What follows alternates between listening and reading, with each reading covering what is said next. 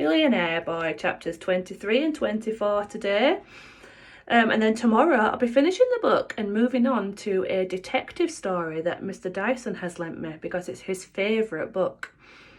What's just happened so far? So Joe's run away from home because he's sick of his dad, and it looks like he might be sleeping on the streets. Let's find out. Chapter 23, Canal Boat Weekly. What are you doing in there? Joe wasn't sure if he was awake or simply dreaming that he was awake. He certainly couldn't move. His whole body felt stiff with cold, and every part of him ached. Joe couldn't open his eyes yet, but knew without a doubt that he hadn't woken up between the silk sheets of his four-poster bed. I said, "What are you doing in there?" came the voice again. Joe frowned, puzzled. His butler didn't have that accent. Joe struggled to unglue eyes that had been stuck together with sleep. He saw a big smiley face hovering over his. It was Raj's. "Why are you here at this ungodly hour, Master Spud?" asked the kindly newsagent. As dawn was beginning to glow through the gloom, Joe took in his surroundings. He'd climbed into a skip outside Raj's shop and fallen asleep. Some bricks had been his pillow, a piece of tarpaulin his duvet, and a dusty old wooden door his mattress. No wonder every part of his body ached. "Oh, hello, Raj," croaked Joe. "Hello, Joe. I was just opening up my shop and I heard some snoring. There you were. I was quite surprised, I must tell you." "I don't snore," protested Joe. "I regret to inform you that you do. Now, would you be so kind as to climb out of the skip and step inside my shop? I think we need to talk," said Raj in a deadly serious tone. "Oh no," thought Joe. "Now I'm in trouble with Raj." Although Raj was adult in age and size, he was nothing like a parent or a teacher. And it was really difficult to get into trouble with him. Once, one of the girls from Joe's school had been caught trying to steal a bag of Wotsits from the newsagent, and Raj had banned her from his shop for all of 5 minutes. The dusty billionaire clambered out of the skip. Raj fashioned him a stool from a stack of Heat magazines and wrapped a copy of Financial Times over his shoulders like it was a big pink boring blanket. "You must have been outside in the cold all night, Joe. Now, you must eat some breakfast. A nice hot mug of lilt, perhaps?" "No thanks," said Joe. "2 Rolo eggs, poached." Joe shook his head. "You need to eat, boy. A toasted Galaxy bar." No thanks." I think Raj has got a bit of a sweet tooth. "A hearty bowl of pickled onion monster munch, perhaps, with warm milk." I'm really not hungry, Raj," said Joe. "Well, my wife has put me on a strict diet, so I'm only allowed fruit for breakfast now," announced Raj as he unwrapped a Terry's chocolate orange. "Now, are you going to tell me why you slept in a skip last night?" "I ran away from home," announced Joe. "I guessed that much," slurred Raj, chewing away on multiple segments of Terry's chocolate orange. Joe looked ill at ease. He felt the truth shamed him as much as his dad. "Well, you know that girl I bought in here the other day and we got some ice lollies?" Yes. You know I said I had seen her somewhere before. Well, she was on TV last night on an advert for pot noodle snacks. So, did you finally kiss her?" exclaimed an excited Raj. "No, she was only pretending to like me. My dad paid her to be my friend." "Oh dear," said Raj. His smile fell from his face. That's not right. That's not right at all." "I hate him," said Joe hotly. "Oh, please don't say that, Joe," said Raj, shocked. "But I do," said Joe, turning to Raj with fire in his eyes. "I hate his guts." "Joe, you must stop talking like this right now. He is your father." "I hate him. I never want to see him again for as long as I live." Tentatively, Raj reached out and put his hand on Joe's shoulder. Joe's anger immediately turned to sadness, and with his head bowed he began to weep in his own lap. His body shook involuntarily as the waves of tears ebbed and flowed through him. "I can understand your pain, Joe. I really can," ventured Raj. "I know from what you said that you really liked that girl, but I guess your dad was, well, just trying to make you happy." "It's all that money," said Joe, barely audible through the tears. "It's ruined everything. I even lost my only friend over it." "Yeah, I haven't seen you and Bob together for a while. What happened?" "I behaved like an idiot too. I said some really mean things to him." "Oh dear."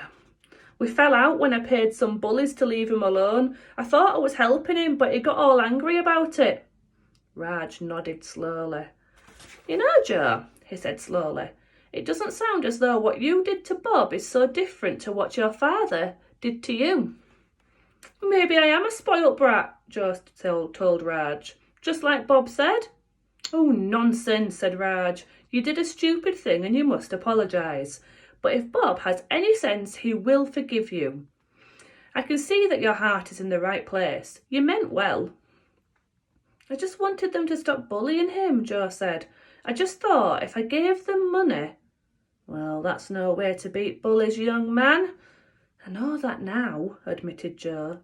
"If you give them money, they'll just come back for more and more." Yeah, but I was only trying to help him." "Well, you have to realise that money can't solve everything, Joe. Maybe Bob would have stood up to the bullies himself eventually. Money is not the answer. You know, I was once a very rich man." "Really?" said Joe, instantly embarrassed that he sounded a little too surprised. He sniffed and wiped his wet face on his sleeve.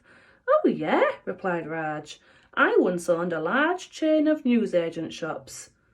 "Wow! How many shops did you have, Raj?" "Two.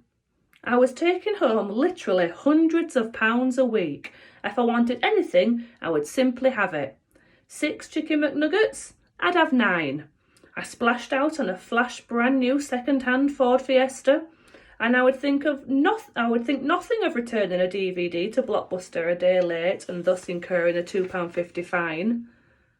"So, yeah, that sounds like quite a roller coaster ride," said Joe, not sure what else to say. "What went wrong?" "2 shops meant I was working very long hours, young Joe, and I forgot to spend time with the one person I really loved, my wife.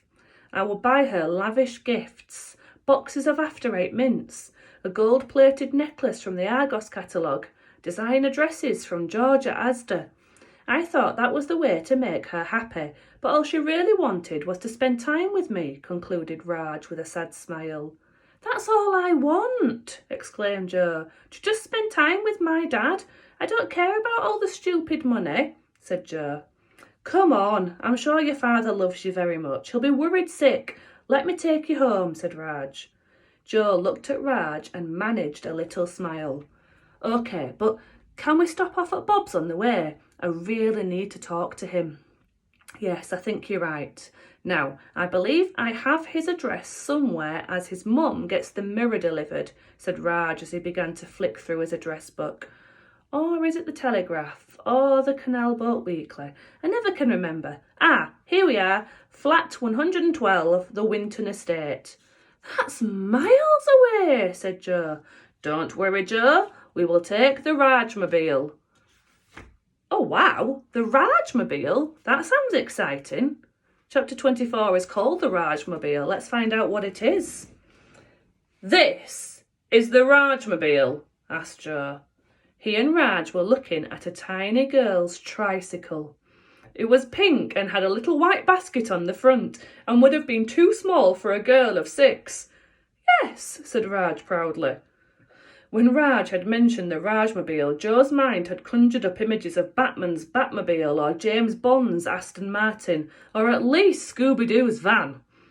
"It's a little small, don't you think?" he asked. "I bought it on eBay for £3.50, Joe.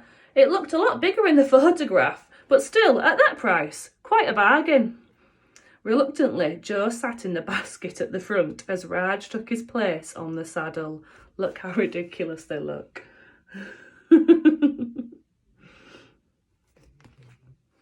"Hold on tight, Joe. The Rajmobile is quite a beast," said Raj before he started pedalling, and the trike trundled off slowly, squeaking with every turn of the wheels. "Hello," said a kindly but sad-looking lady at the door of flat 112. "Are you Bob's mum?" asked Jo. "Yes," said the woman. She squinted at him. "You must be Jo," she said in a not very friendly tone. "Bob has told me all about you." "Oh," squirmed Jo. "I'd like to see him though, if that's okay."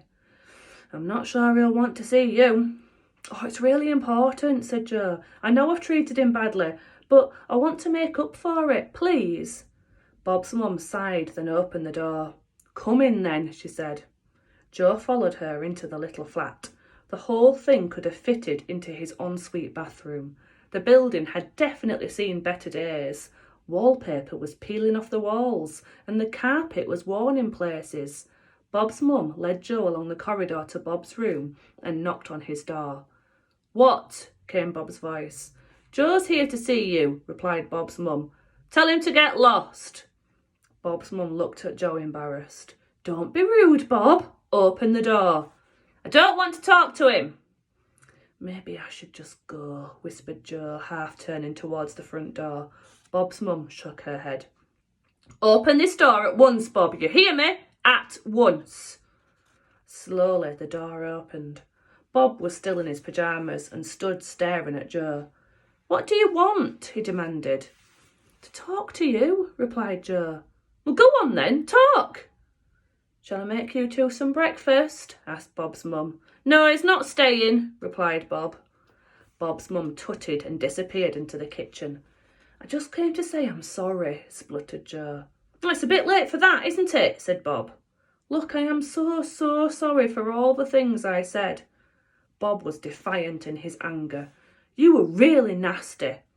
"I know, I'm sorry. I just couldn't work out why you were so upset with me. I only gave the grubs money because I wanted to make things easier for you." "Yes, but—" "Oh, I know, said Jo hurriedly. "I realise now it was the wrong thing to do. I'm just explaining how I felt at the time." A true friend would have stuck up for me, supported me, instead of just flashing their money around to make the problem go away. I'm an idiot, Bob. I know that now. A great big fat stinking idiot. Bob smiled a little, though he was clearly trying not to. "And you were right about Lauren, of course," continued Jo. "Oh, about her being fake?" "Yeah, I found out my dad was paying her to be my friend," said Jo. "Oh, I didn't know that. That must have really hurt." Joe's heart ached as he remembered how much pain he had felt at the party last night. "It did. I really liked her." "I know. You forgot who your real friends were." Jo felt so guilty. "I know. I'm so sorry. I do really like you, Bob. I really do. You're the only kid at school who ever liked me for me, not just my money." "Let's not fall out again, Jo?" Bob smiled. Jo smiled too. "All I ever really wanted was a friend." "You're still my friend, Jo. You always will be." "Listen," said Jo, "I've got something for you, a present to say sorry." "Jo," said Bob, frustrated, "look, if it's a new Rolex or a load of money, I don't want it, all right?" Jo smiled. "No, it's just a Twix. I thought we could share it." Jo pulled out the chocolate bar and Bob chuckled. Jo chuckled too. He opened the packet and handed Bob one of the fingers. But just as Jo was about to scoff the chocolate and caramel top biscuit, "Jo!" called Bob's mum from the kitchen. "You'd better come quickly. Your dad's on the TV." "Oh no, what's he on the TV for?"